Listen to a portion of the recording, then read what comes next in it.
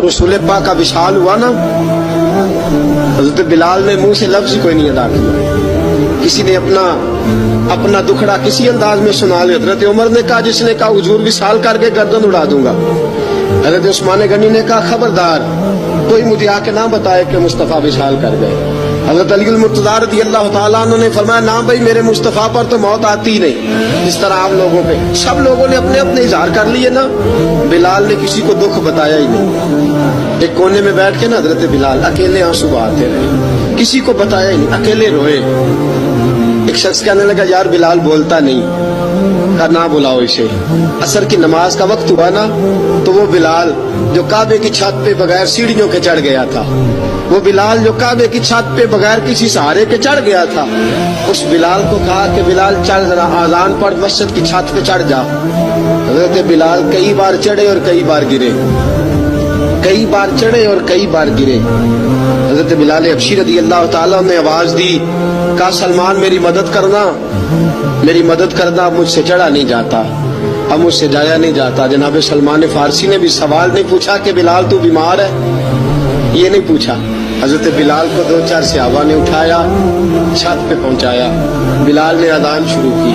جب کہا اللہ اکبر اللہ اکبر، وہ آواز جس میں بڑا سوز ہوتا تھا، بڑی درد، بڑی بلندی ہوتی تھی، بڑا جوش خروش ہوتا تھا، آج وہ آواز دب گئی.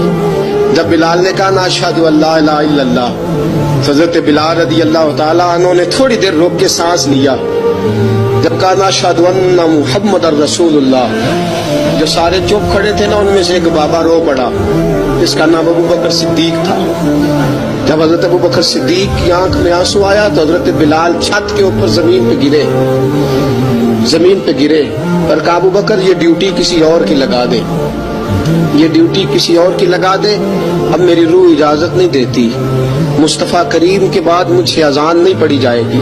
آپ نے واقعہ سن رکھا ہے کہ ایک بار صحابہ نے بلایا، دوبارہ آئے، حضور خواب میں ملے. کہا بلال تو آتا کیوں نہیں؟ بلال چھوڑ کے چلے گئے تھے. فرمایا اب میرا یہاں دل نہیں لگتا.